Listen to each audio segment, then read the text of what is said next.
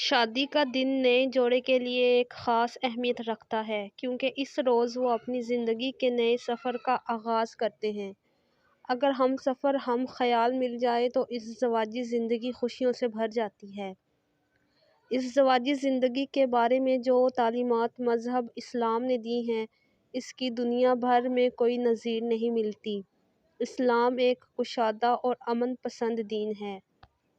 دنیا کے مختلف ممالک میں اپنی ثقافت کو مد نظر رکھتے ہوئے منفرد رسم و رواج کے تحت شادیاں کی جاتی ہیں، لیکن آج کل کے نوجوان نسل کی بات کی جائے تو ان میں سوشل میڈیا کا استعمال تیزی سے بڑھتا نظر آ رہا ہے۔ لڑکا لڑکی فیس بک پر دوستی کرتے ہیں اور بعد میں دیکھتے ہی دیکھتے ایک دوسرے کی محبت میں گرفتار ہو جاتے ہیں، پھر بات شادی تک پہنچ جاتی ہے۔ ایسا ہی ایک واقعہ مصر میں پیش آیا جہاں ایک شخص نے فیس بک پر دوستی کے بعد خاتون سے شادی کی، لیکن شادی کے ایک ماہ بعد طلاق دینے کا فیصلہ کر لیا۔ جب طلاق کا معاملہ عدالت پہنچا تو اس شخص نے بتایا کہ میری اہلیہ ویسی نہیں ہے جس خاتون سے میں شادی سے پہلے ملا تھا۔